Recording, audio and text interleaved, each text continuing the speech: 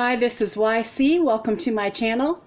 And I wanted to show you today some no-bake cookies with warmer temperatures coming just around the corner. As a matter of fact, I think in South Carolina it's going to be getting in the 90s this coming weekend. You don't want to light your oven just to make cookies. And with the way things are, you don't want to run out just for cookies if somebody wanted something sweet. If you're going to go out there, you need a whole list of things that are important to go get. You can't just go out for cookies. So I'm going to show you how to make these no-bake cookies. You start off by using the burners, and then you just put them in the freezer. They don't go in the oven or anything like that. And you may have heard of these before, and I just wanted to remind some of you that this is another option that's out there so you don't have to heat up your house. So let's get started. The first thing we're going to do is melt a stick of butter.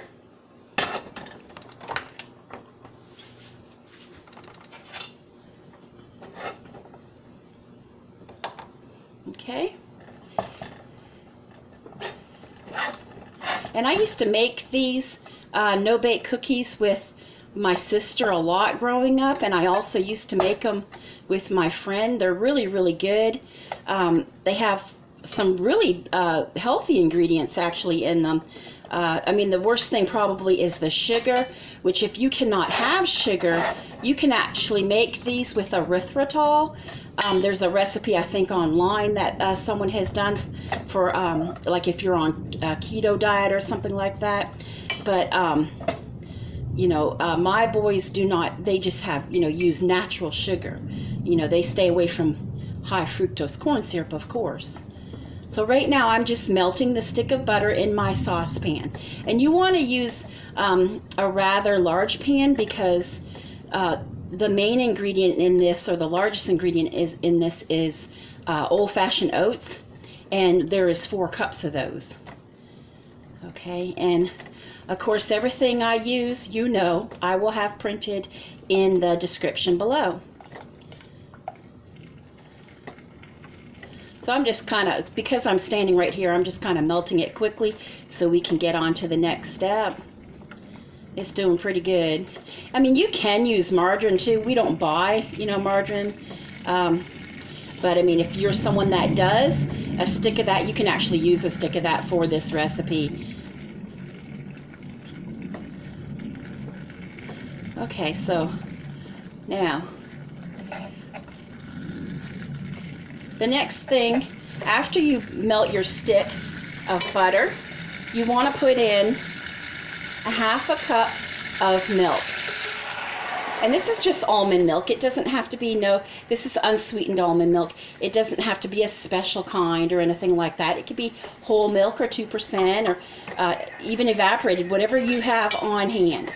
I have used many different kinds of milks for this recipe, and it's fine. It doesn't make a difference.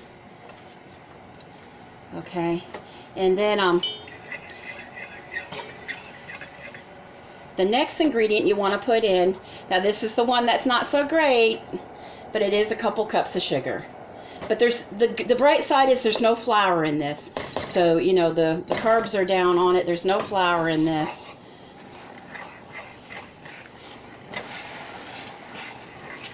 And I'm going to turn this down a bit.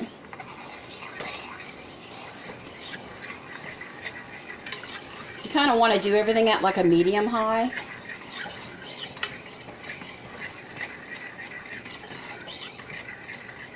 And let me tell you what you need to do when you put in all these ingredients. You're going to want to bring it just to a boil, and then you take it off the burner. That's your point, when you know it's just about to boil. You don't want it to boil and bubble and bubble and bubble. You don't want that to happen. Then you know you've gone too far. Okay, and then 3 tablespoons of baking cocoa.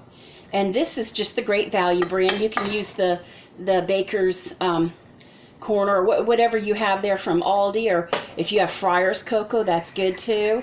Whatever kind of cocoa your family uses for baking.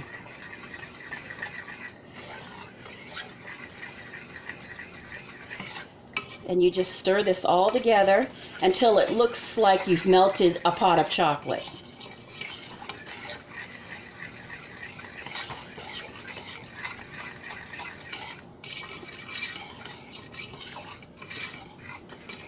I can maybe hold this up so you can get an idea what it's looking like. I don't know if you can see in there. Looks just like, you know, melting chocolate. Okay.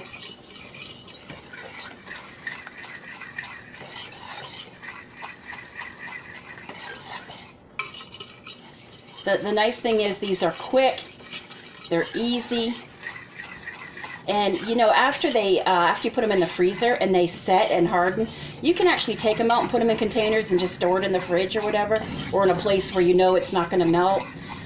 But we just leave ours in the freezer and pick them out of there. You know, just like you say, you know, like, oh, I want a sweet popsicle or something. You know, we just go get a couple of these, and there's your sweet treat, sweet snack. Okay, so I have the butter and the milk and the cocoa pretty much blended. You could use a whisk. Sometimes I use a whisk for this. So at this point, I'm just waiting for this to come up to just the brink of boiling.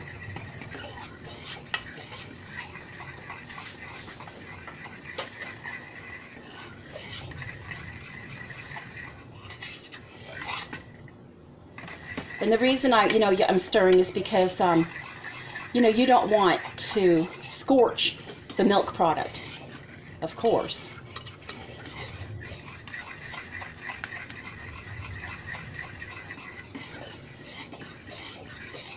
There is another recipe that is no-bake cookies. I think that they use a can of sweetened condensed milk, where I did it with the butter, the sugar, and the milk.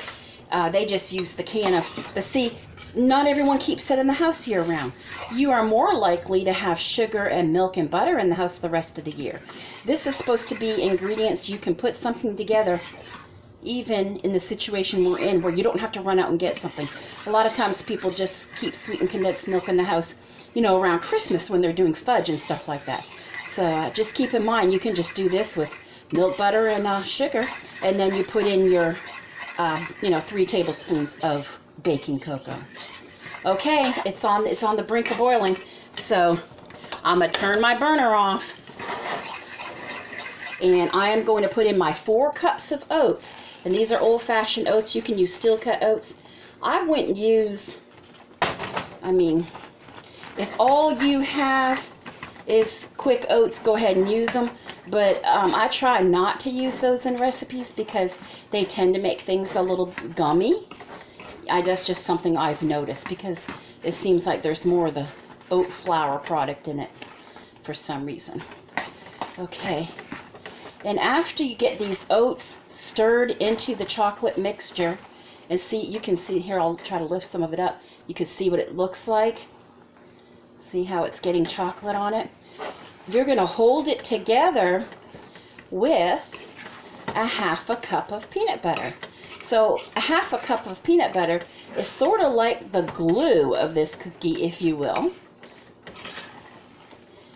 And it's going to hold all the ingredients together. So now that these are mixed in, let's go ahead and put our 1/2 cup, and this is just natural peanut butter. You don't have to use, you know, anything fancy. We buy natural. That's all you need. After all, there is already a lot of sugar in this recipe, so you don't have to get an extra sweetened one or anything like that.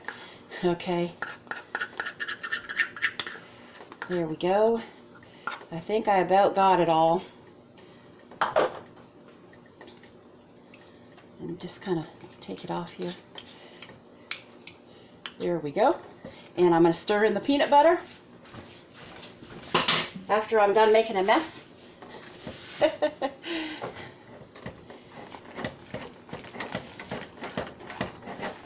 And then the next part's going to be tricky, because you're going to move it to where you can put you know, little tiny scoops of it to make the cookies on a sprayed pan, or a pan that has wax paper, or I think you can use parchment. I've never done it with parchment. I just took a no-stick cookie pan and sprayed it a bit with my spray vegetable oil, and then I put it in the freezer. And so this is really, really, really simple.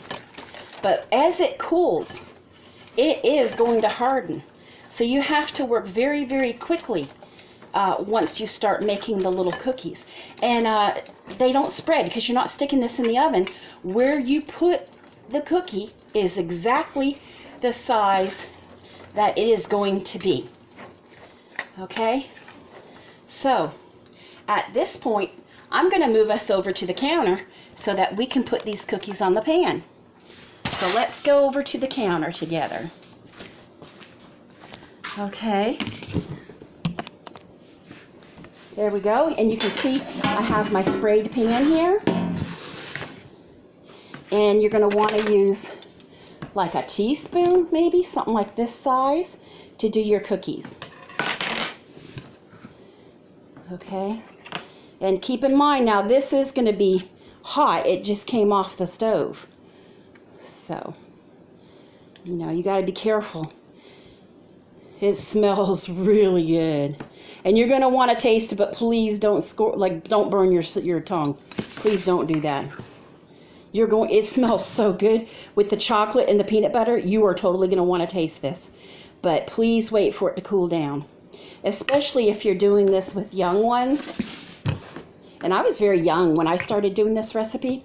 And I've been doing this recipe for so long. My recipe actually got all torn and wore out.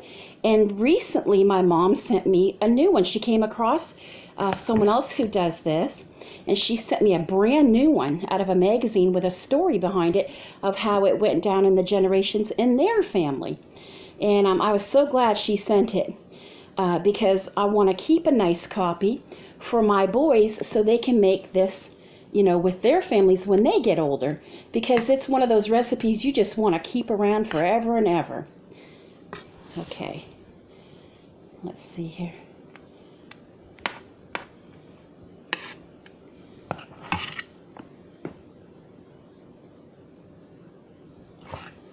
And if it fills up one pan, well, you just got to get another pan.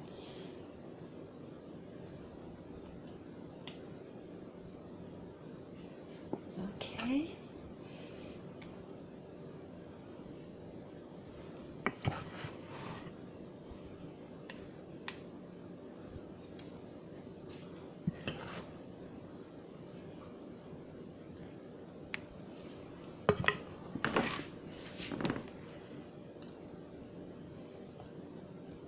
And I mean, it goes pretty quick. You can see me doing some of it. See how they are? And like I said, they don't get any bigger than that. It is what it is, whatever you put on the pan. It's already getting a little warm in South Carolina. Sun's hiding behind the clouds right now. Okay.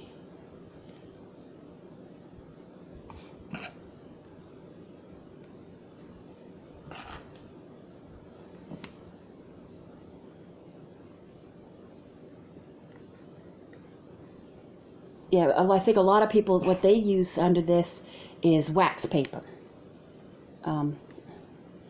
Parchment's good when you're baking cookies, but I don't know that I would use it to put cookies in the freezer because I've actually tried using parchment underneath fudge before, and it doesn't work that great. It actually sticks to the product, except for when you're cooking. It's meant for cooking, up to like, what, 415 degrees, something like that. Okay.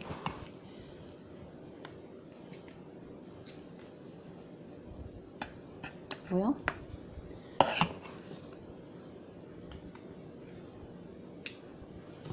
you get the idea, though. And once the boys know that I make these, they would just wait for them to harden, and they go in the freezer and get one whenever they feel like something sweet or have a sweet tooth.